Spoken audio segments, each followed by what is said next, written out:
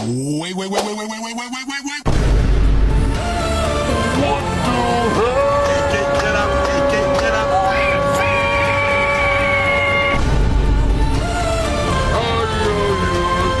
Get up, itu tempo. Tento ya minggu. Nah baik, bismillahirrahmanirrahim. Assalamualaikum warahmatullahi wabarakatuh. Waalaikumsalam warahmatullahi wabarakatuh. Nah baik, sebelumnya Ibu mau perkenalkan diri dulu ya. Meskipun kalian sudah tahu nama Ibu, tapi Ibu akan memperkenalkan kembali diri Ibu. Jadi perkenalkan, nama saya itu Nurmila. Kalian bisa panggil Ibu Nurmila. Nah baik, saja sebelum kita mulai, baiknya kita membaca doa terlebih dahulu ya. Mungkin dari anak sekalian ada yang bisa mungkin doanya satu orang? Saya Bu. Oh ya silakan. Jadi sebelum kita mulai kegiatan, mari kita berdoa menurut keinginan dan percakapan masing-masing. Berdoa dulu.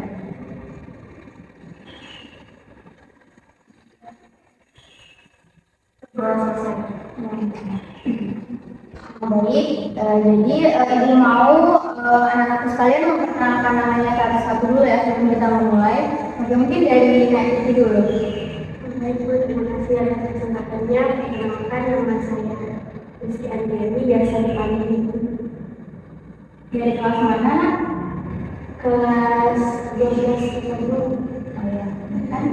Perkenalkan nama saya Chandra ini dari kelas 12 IPS 3. Perkenalkan nama saya Putri Aulida dari kelas 12 IPS 1. Perkenalkan Ibu, nama saya Karina Azahra, biasa dipanggil Martin, dari kelas 15 IPS 1. Oke, baik. Jadi adapun pertemuan kita kali ini itu Ibu akan membahas tentang motivasi belajar ya. Jadi maksudnya mengembangkan motivasi belajar dalam mencapai potensi siswa. Itu siswa seperti kalian ya. Jadi adapun fungsi layanan kita itu untuk siswa dapat mengembangkan motivasi belajar untuk mencapai potensi individu yang diharapkan. Nah, jadi sesuai kesepakatan pekan lalu bahwa pertemuan kita kali ini yaitu 45 menit ya. Apakah kalian sepakat? Sepakat. Oke. Jadi sebelum kita memasuki tahap awal, ada pun materi yang akan kita capai itu ada 3. Jadi yang pertama yaitu pengertian motivasi belajar, yang kedua faktor yang mempengaruhi motivasi belajar, dan yang ketiga yaitu strategi mengembangkan motivasi belajar. Nah, sebelum kita memulai, Ibu akan memberikan penjelasan singkat terlebih dahulu. Jadi mengembangkan motivasi belajar itu penting untuk memahami bahwa motivasi belajar adalah kunci utama dalam membantu individu mencapai potensi mereka. Dengan membangkitkan motivasi yang tepat, jadi seseorang akan termotivasi untuk belajar, di mana mengeksplorasi minat mereka dan mengembangkan keterampilan yang diperlukan untuk mencapai tujuan mereka.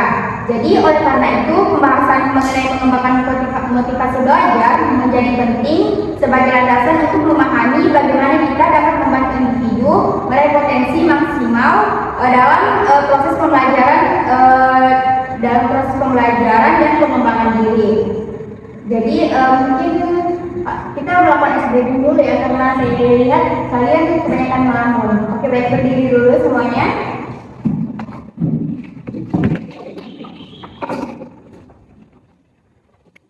Nah, jadi sebelumnya itu kita tetap semangat ya. Jadi Ibu akan akan coba dulu 1 kali. Kalian perhatikan Ibu, baru kita yang kedua itu kalian melakukannya sama-sama. Jadi tepuk semangatnya itu begini. Tepuk semangat. Semangat. Tapi kalau semangatnya itu kalian harus kayak kencang ya, ceria ya, sambil senyum gitu. Oke, kita mulai ya. 1, 2, 3, tepuk semangat.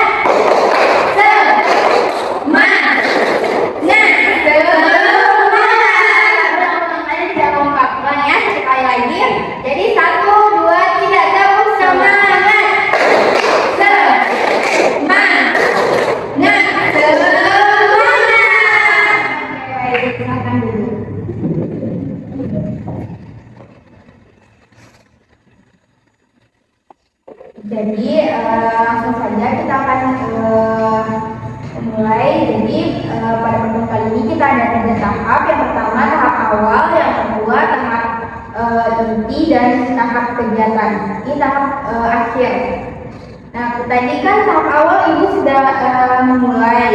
Nah, sudah menjelaskan sedikit ya. Jadi Ibu akan pada tahap ini Ibu akan memulai dulu dengan bertanya kepada kalian satu orang ya. Jadi pertanyaannya itu mungkin kalian dengarkan baik-baik ya. Terus ada yang kalau silahkan raise hand sebelum menjawab ya. Terus perkenalkan dirinya. Oke, jadi pertanyaan pertama yaitu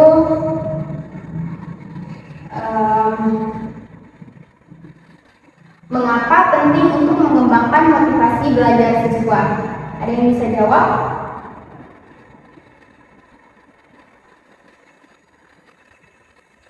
Saya Bu. Oh ya, silakan Puput. Motivasi belajar itu adalah kunci untuk mendorong ibu untuk mengeksplorasi minat mereka, mengembangkan keterampilan, dan mencapai tujuan mereka dalam proses pembelajaran. Oke, baik ya penjelasannya. Jadi langsung saja kita masuk ke pembahasan kedua, yaitu faktor-faktor yang mempengaruhi motivasi belajar. Nah, sebelumnya dia yang sudah tahu faktor-faktor yang motivasi belajar ini ada berapa? Oh, enggak ada ya. Mungkin kalian lupa atau apa ya. Oke, baik. Jadi bukan menjelaskan tentang faktor-faktor yang mempengaruhi motivasi belajar. Nah, jadi motivasi belajar itu secara umum itu ada 2 faktor. Yang pertama faktor internal dan faktor eksternal.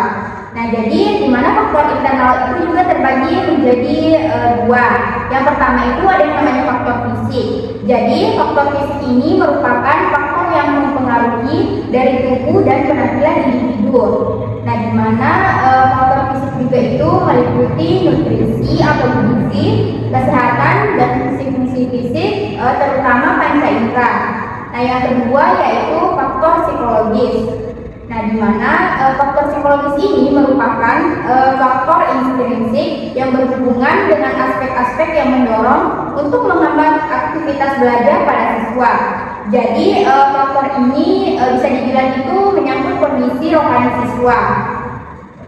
Nah, yang kedua ada yang namanya faktor eksternal atau di mana faktor eksternal ini terbagi juga menjadi 2. Jadi yang pertama ada yang namanya faktor sosial, di mana faktor sosial ini merupakan faktor yang berasal dari manusia di sekitar lingkungan siswa.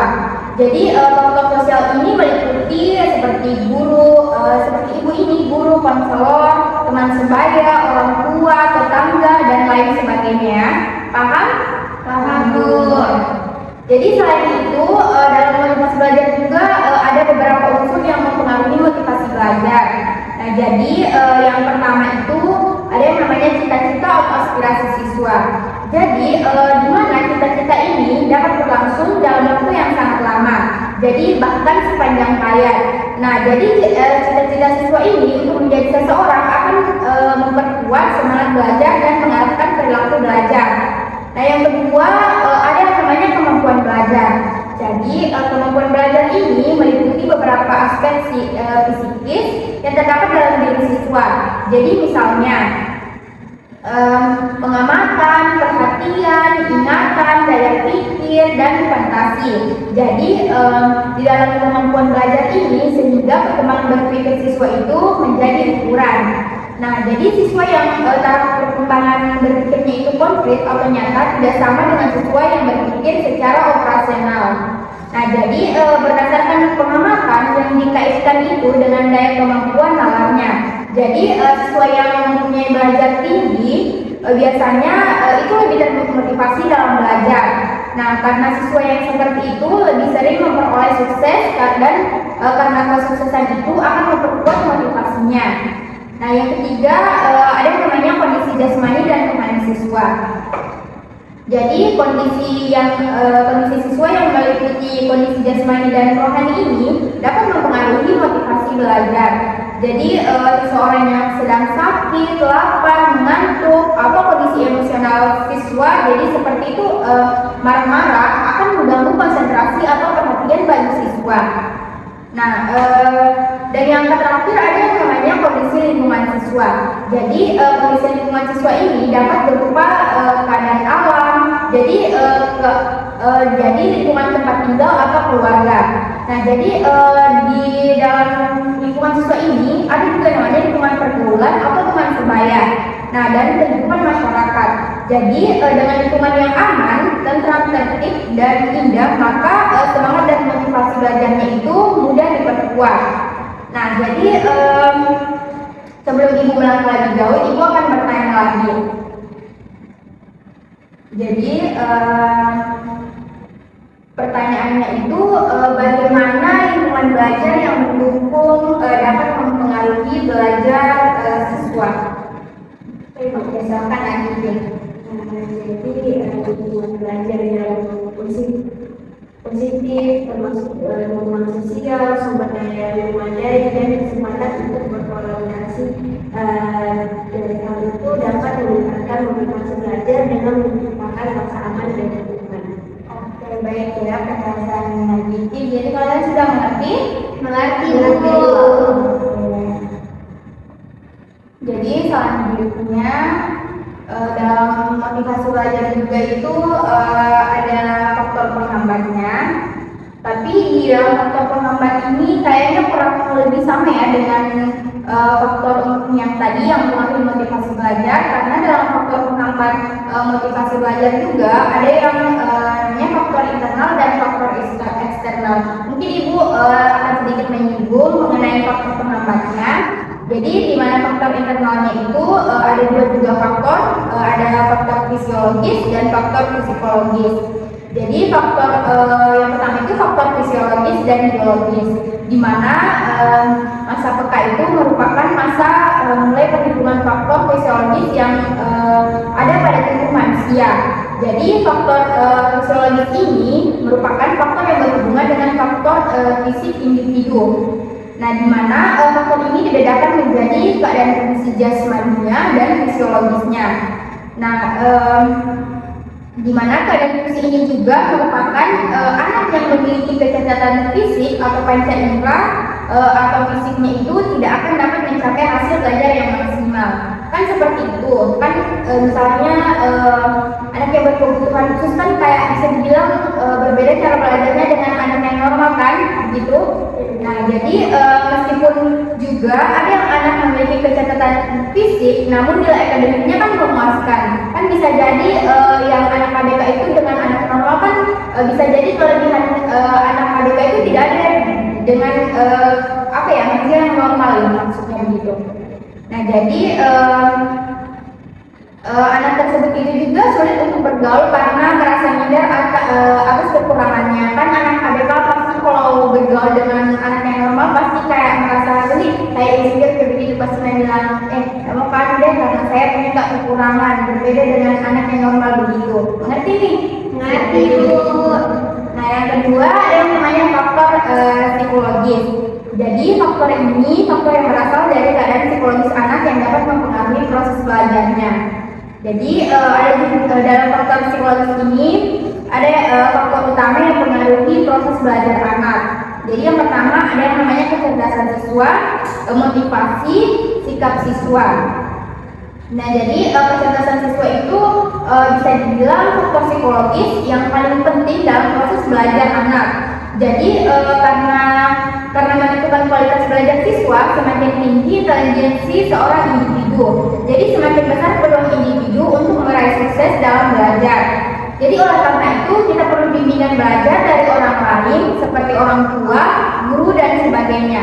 Ibu mau bertanya dulu, kalian kalau misalkan mau bimbingan belajar itu kayak lebih mau kepada orang tua, temannya atau gurunya? Teman. Karena kenapa kalau temannya? Karena merasa lebih akrab, jadi kayak lebih luas untuk bertanya, berbicara. Kalau Rani? Kalau Teman juga. Nah, jadi selanjutnya yaitu motivasi. Jadi motivasi ini merupakan salah satu faktor yang mempengaruhi keaktifan kegiatan belajar siswa. Jadi motivasi yang mendorong siswa ini ingin melakukan kegiatan belajar. Nah, yang ketiga itu sikap siswa. Nah, sikap siswa dalam belajar dipengaruhi oleh perasaan senang atau tidak senang pada performa guru pelajaran atau lingkungan sekitarnya. Pasti kalian kalau belajar pasti juga pelajaran kan, pasti kalian ada pelajaran yang tidak disenangi, contohnya matematika kan, karena rata-rata anak sekarang itu kayak apa ya, kayak kalau pelajaran matematika itu kadang ada yang bolos, ada yang kayak sengaja tidak mau, jangan dimasuk deh besok ada pelajaran matematika, pasti begitu toh ya itu. Nah, baik, langsung saja ya, lanjut kita faktor eksternalnya. Jadi dalam faktor pengamat juga ada yang namanya faktor eksternal. Nah, selain faktor internal, jadi faktor eksternal juga itu dapat mempengaruhi proses belajar anak. Nah, faktor eksternal juga itu mempengaruhi belajar di mana dapat digolongkan menjadi lingkungan sosial dan non sosial maupun teman sebayanya. Jadi di mana lingkungan sosial ini merupakan pendidikan di sekolah bukan sekadar tujuan untuk melatih siswa supaya siap pakai untuk kerja atau mampu meneruskan ke jenjang pendidikan berikutnya atau mencapai angka rapor, melainkan untuk membentuk peserta didik menjadi manusia sejati. Nah, yang kedua ada yang namanya lingkungan sosial masyarakat, di mana kondisi lingkungan masyarakat ini tempat siswa juga itu mempengaruhi proses belajar anak. Pasti kalian kalau di rumahnya, kalau misalkan lagi rame tuh lagi ada acara, pasti kalian kayak kamu kalau perlu belajar deh nanti ribut pasti begitu toh? Ya itu. Nah, jadi selanjutnya yaitu teman sebaya. Jadi teman sebaya ini teman yang dapat mempengaruhi proses belajar anak, baik teman sebaya dalam lingkup sekolah maupun tempat tinggal atau masyarakat. Nah, teman sebaya juga ini pasti kayak kalau nanti belajar sama teman, pasti ada itu satu teman. Kalau dia aja belajar, ayo dia belajar sama-sama masih jangan nih dulu nanti sebentar pasti ada begitu teman atau jangan-jangan kalian juga yang begitu. Oke, mungkin saja faktor penghamatnya. Jadi ibu untuk mengefisienkan waktu, ibu akan mau bertanya lagi satu kali lagi ya. Jadi pertanyaannya itu ya. Pertanyaannya jadi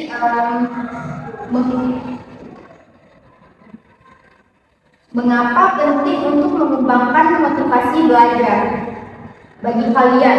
Maksudnya kayak mungkin pentingnya itu bagaimana kalian itu mengembangkan motivasi belajarnya sendiri. Ada yang bisa jawab? Ya, silakan. Kalau saya itu cara mengembangkan belajar saya itu adalah saya biasa mungkin mencari teman-teman terdekat yang karena saya gaya belajarnya mungkin bisa dibilang harus sampai ramai semangat belajarnya itu ada kalau hanya sama teman-teman belajar bareng sekarang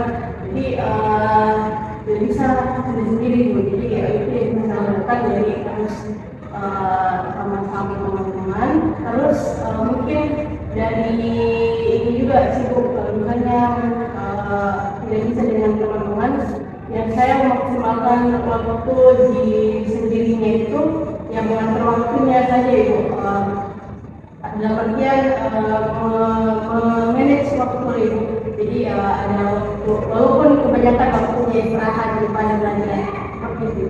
Pelajarannya jadi mungkin Nafati ibu bertanya jadi menurut Nafati ini bagaimana Nafati bisa memotivasi diri sendiri untuk belajar? Baik Ibu, terima kasih atas kesempatannya. Jadi saya dapat memotivasi diri sendiri itu dengan menemukan arti dalam apa yang saya pelajari dan menetapkan tujuan pribadi serta menetapkan diri sendiri dan juga bisa memberikan pekerjaan.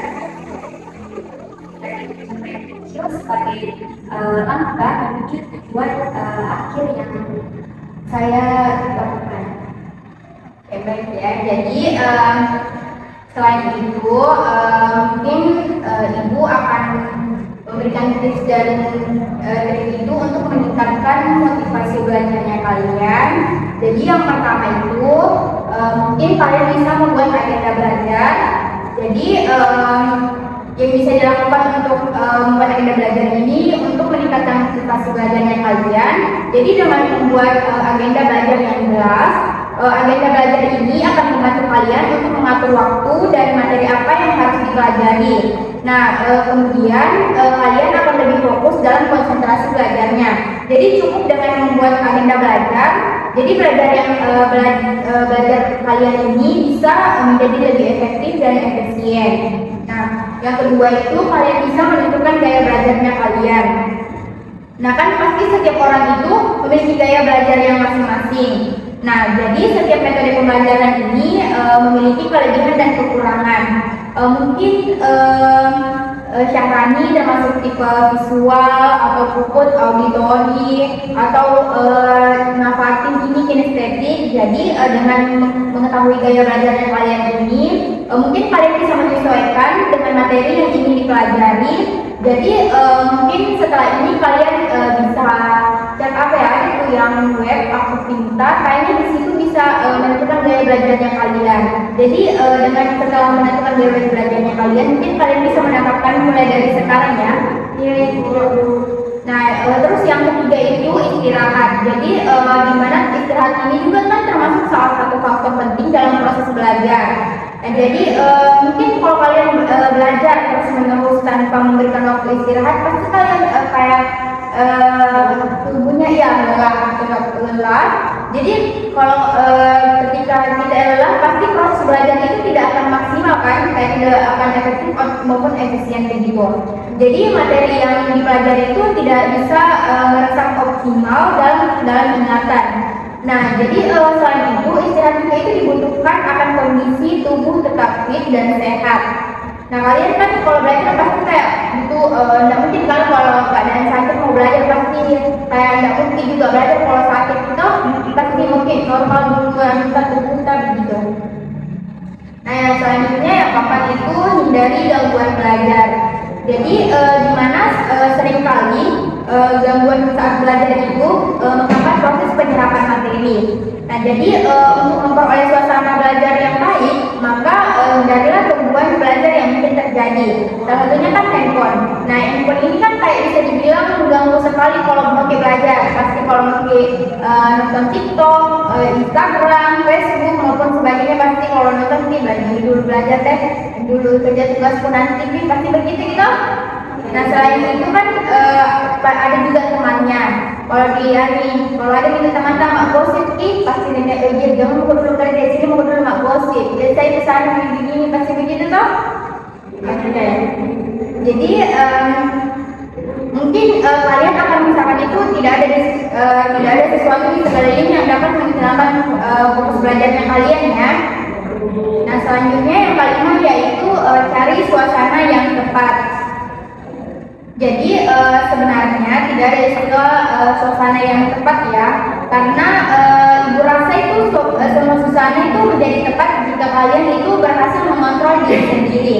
Nah, jadi mungkin kalau kalian mau belajar, cari tempat belajar yang nyaman dan membuat kalian itu untuk fokus belajar.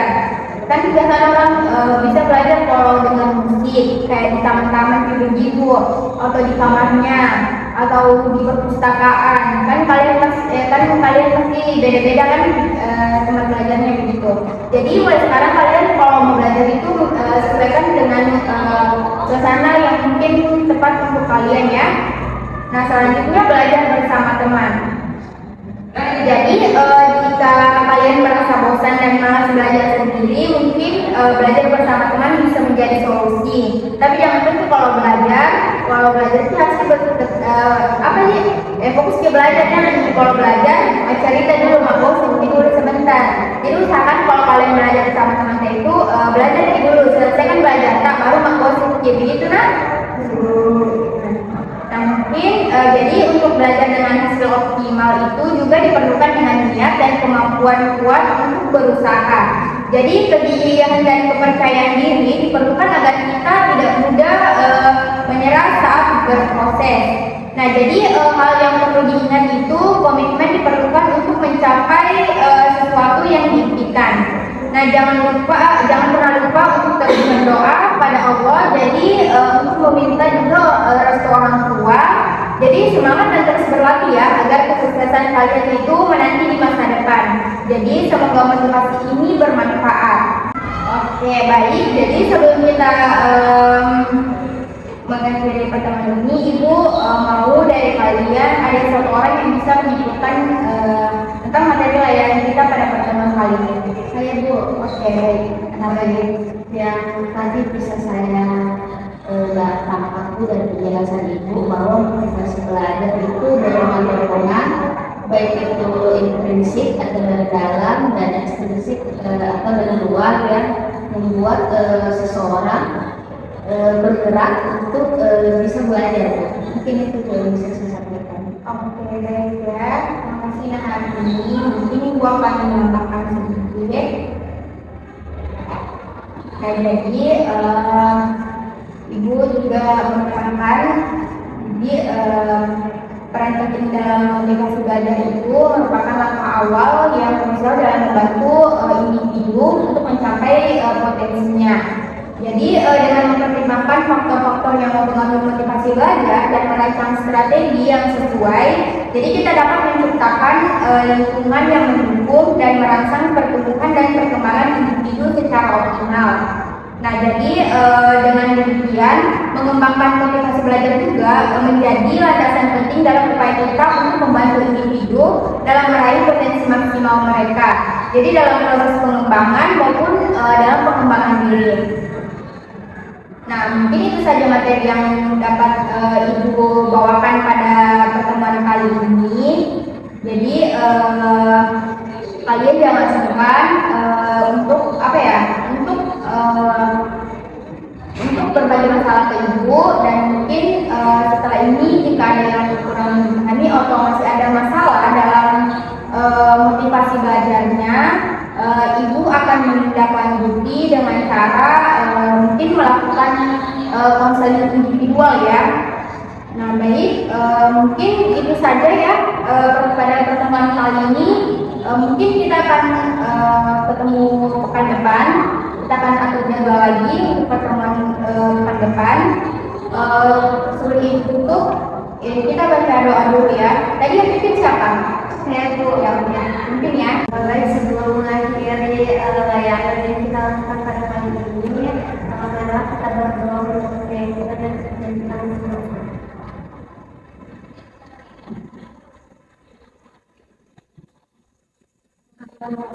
Iya, Ibu lupa nanti LKPD-nya menyusul ya.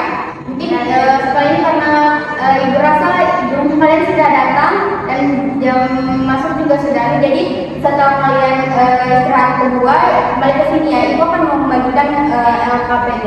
Mungkin nggak apa-apa dibawa pulang besok pagi bawa ke ruangan Ibu ya. Oke, Ibu tutup